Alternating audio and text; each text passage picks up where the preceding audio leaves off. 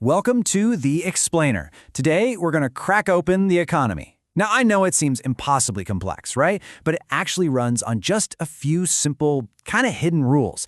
And once you see them, you'll start to look at everything, from the news to your own bank account, in a totally new light. You ever feel this? It's a frustration so many of us have. You work hard, you might even get a raise, but that dream of buying a house or even just feeling financially secure, it just seems to get further and further away. Why is that? Well, the reason is actually baked right into the system itself.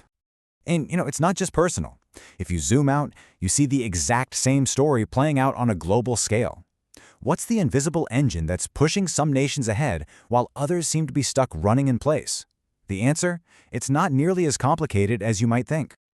I mean, this seems like the simplest fix in the world, right? If the government is short on cash, just print more. But here's the thing. Understanding why that is a terrible idea is the key to unlocking how the entire modern financial world really works. So, to really get a handle on all this, we've got to go back to square one. We have to ask the most basic question of all. What are we even talking about when we say the economy? See, at its heart, the economy really isn't about dollars and cents. It's about value. Just think about it in the simplest possible terms. You grow tomatoes, I catch fish. We trade. That simple exchange of real, tangible stuff, that's the foundation of everything. Money is just the tool we invented to make that trade easier. Okay, so that brings us to money. And here's where things get really interesting. If you think money is just paper that governments print in some big factory, well, you're in for a pretty big surprise. That's not how most of it is made at all. So check this out. This is the big secret of modern money. When you get a loan from a bank, for a car, a house, whatever, they aren't just taking money out of someone else's savings account. No way. They literally create brand new money out of thin air just by typing numbers into your account. It's not printed, it's created as debt. Just let that sink in for a second. Over 90% of all the money in the world isn't cash. It's not paper, it's just digital entries on bank computers, a giant global web of IOUs. The whole thing runs on one single powerful ingredient, our collective belief, our trust, that these promises to pay will eventually be kept. Okay, so if creating money is that easy, what stops the whole system from just, exploding? Why don't we have insane hyperinflation all the time? Well, it turns out there are two pilots at the controls, trying to keep the plane steady. Yeah, a really good way to think about this is like you're cooking something on a stove. If you turn the heat up too high, everything burns. That's what we call inflation. But if the heat is too low, nothing happens at all. That's a recession. The whole game is about keeping the temperature just right. And you've got these two chefs trying to manage the temperature. On one side, you have the government. It uses fiscal policy. That means spending on stuff like roads or giving tax cuts to get more money flowing. But the real powerhouse here is the central bank. Its main tool is monetary policy, and its number one weapon is the interest rate. It's basically the price of borrowing that new money.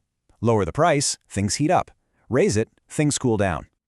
But here's what's so wild about all this. All those official tools, taxes, spending, interest rates, they're basically useless without this one invisible ingredient, confidence. If people and businesses believe the future's going to be bad, they'll stop spending and borrowing, and the economy can just grind to a halt, no matter what the people in charge do. So, let's connect the dots here. We have a system where money is basically just debt. What that really means is that our entire economy runs on debt as its engine. It's a way for us to pull our future earnings into today so we can invest and grow and build things faster than we could otherwise. And because of this, our economy moves in this really predictable pattern, a cycle that's been repeating for like a century. When it's cheap to borrow, we get a boom, an expansion. Everyone's spending, investing. But that leads to a peak where things get too hot and inflation kicks in. So the central bank hits the brakes by raising interest rates. That causes a contraction, sometimes a recession. And then to start it all over again, you guessed it, they lower the rates and a new cycle begins. Okay, so that's the big picture. But let's bring it right back down to earth. How does all this giant, abstract stuff connect to that very first question we asked? Why does it feel like you just can't get ahead? Well, the answer is right here. It all boils down to this one incredibly powerful trend. For the last few decades, the value of assets, things people own, like houses and stocks, has been growing way, way faster than the value of labor, which for most of us is our salary. And this is the key. This is why that happens. When the central banks try to heat up the economy by making money cheap to borrow, where does all that new money go? It doesn't get spread around evenly. It floods into assets like the stock market and real estate, pushing their prices through the roof. This creates a massive divide. If you make your living from a paycheck, you're an earner. But the system rewards owners way more. It feels like you're trying to save up, but the finish line is sprinting away from you.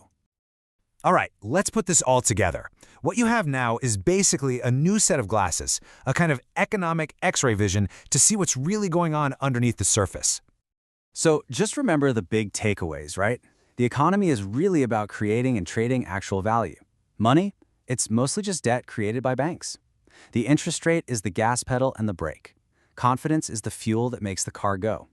And that feeling of being left behind? A lot of it comes from asset prices just totally outpacing wages. But maybe the single most important thing to get from all this is that the economy, it's not some cold, unfeeling machine. It's a mirror. It's a deeply human system, and it runs on our collective psychology, all our desires, our fears, and our hopes for the future. Look, this knowledge isn't a crystal ball. It won't tell you what the stock market will do tomorrow, but it does give you clarity. It lets you see the hidden architecture of our world. So the real question isn't just what you'll do with this knowledge. The bigger question is this: if our whole economy is built on a story, are we telling ourselves a story we actually want to live in?